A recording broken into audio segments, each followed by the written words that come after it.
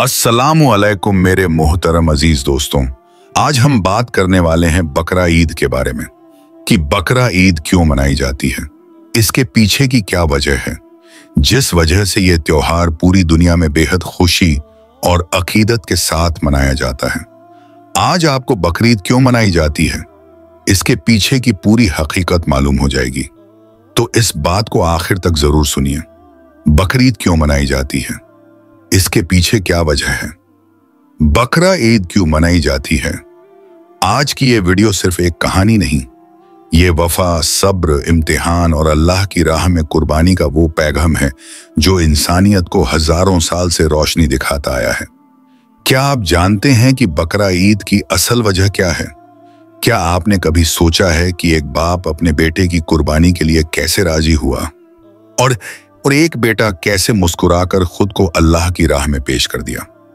दोस्तों, इस वीडियो को आखिर तक देखिए, क्योंकि ये कहानी सिर्फ बकरीद की नहीं बल्कि ईमान की बुलंदी और रब की रहमत का वो सबकर है जो आपकी सोच, दिल और जिंदगी तीनों को बदल सकता है। तो चलिए शुरू करते हैं।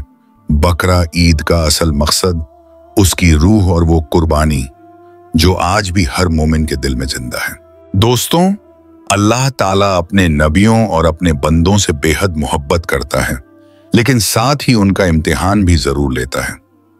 ठीक इसी तरह हजरत इब्राहीम अलैहिस्सलाम का भी अल्लाह ताला ने इम्तिहान लिया। एक दिन हजरत इब्राहीम अलैहिस्सलाम आराम फरमा रहे थे, तभी उन्हें नींद आ गई। इस नींद में उन्होंने एक ख्वाब देखा। ख्वाब में अल्लाह ताला फरमाते हैं, ए इब्राहीम, अपनी सबसे प्यारी चीज मेरी राह में कुर्बान करो। जब सुबह हुई तो हजरत इब्राहीम अलैहिस्सलाम ने फरमाया, अल्लाह के नबी का ख्वाब कभी गलत और झूठा नहीं हो सकता।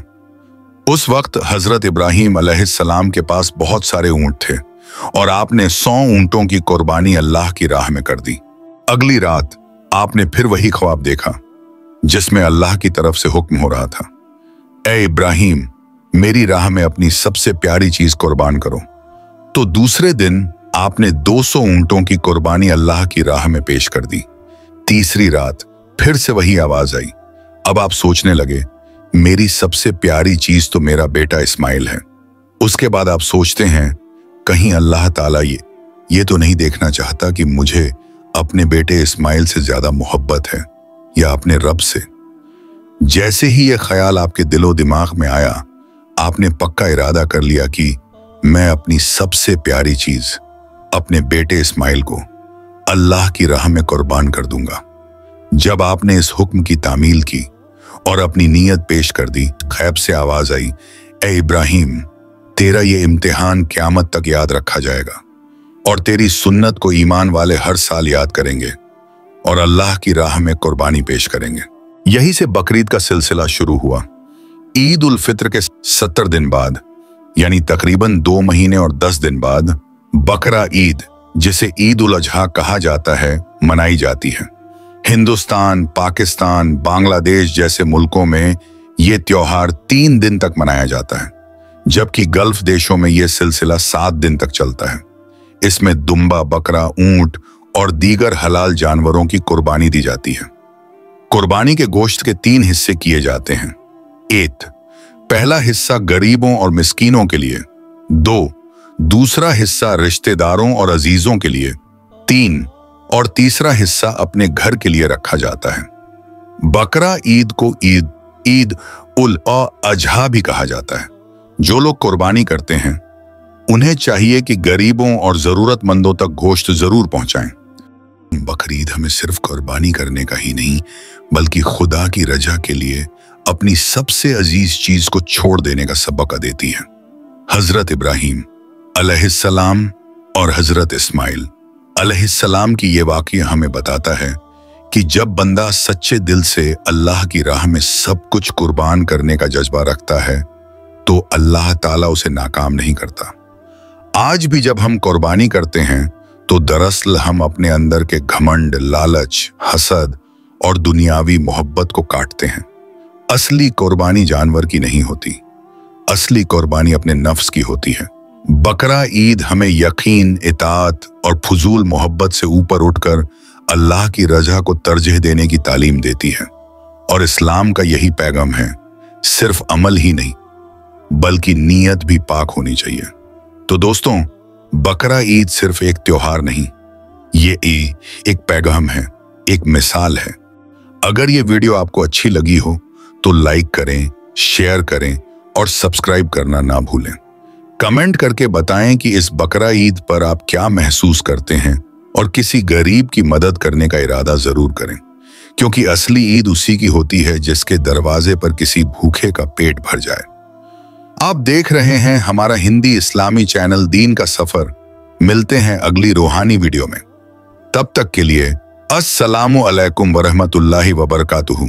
भाइयों और बहनों, कुर्बानी का दिन यानी ईद उल अजहा एक बहुत बड़ी इबादत और अल्लाह की राह में कुर्बानी देने का दिन है।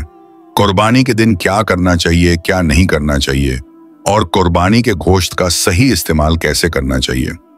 पहला हिस्सा, कुर्बानी के दिन क्या करें। सबसे पहले फज्र की नमाज वक्त पर अदा करें। यह दिन अल्लाह की इबादत का दिन है, इसलिए हर फर्ज को अदा करें। 2, ईद की नमाज से पहले कुछ ना खाएं। यह सुन्नत है कि इंसान ईद की नमाज के बाद पहला निवाला अपनी कुर्बानी के गोश्त से खाए। 3, ईद की नमाज अदा करने के बाद ही कुर्बानी करें। अगर नमाज से पहले कुर्बानी कर दी, वो कुर्बानी नहीं मानी जाएगी। 4, कुर्बानी अपने हाथ से करें या कम से कम सामने खड़े होकर देखें।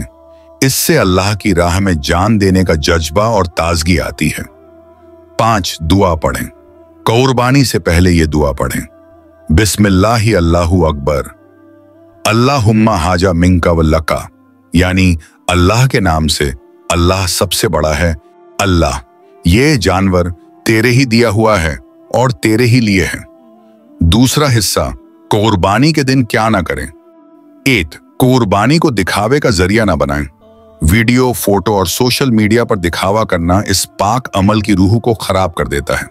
2, जानवर के साथ जुल्म या सख्ती ना करें। रसूलुल्लाह ने फरमाया, जो जानवर को आराम से ज़ब्ह नहीं करता उस पर अल्लाह रहम नहीं करता। 3, गोश्त का झाया ना करें। गोश्त को सही तरीके से संभालना, बांटना और महफूज करना बहुत जरूरी है। 4, झूठ, गीबत और बेकार की बातें ना करें। इस दिन जबान, दिल और हाथ तीनों की पाकी जरूरी है। भाइयों और बहनों, कुर्बानी सिर्फ एक रस्म नहीं बल्कि एक अल्लाह से मोहब्बत और ताल्लुक का इजहार है। इस दिन अपने हर अमल को पाक, खालिस और इखलास से करें। दुआ है कि अल्लाह हमारी कुर्बानी को कबूल फरमाए। आमीन।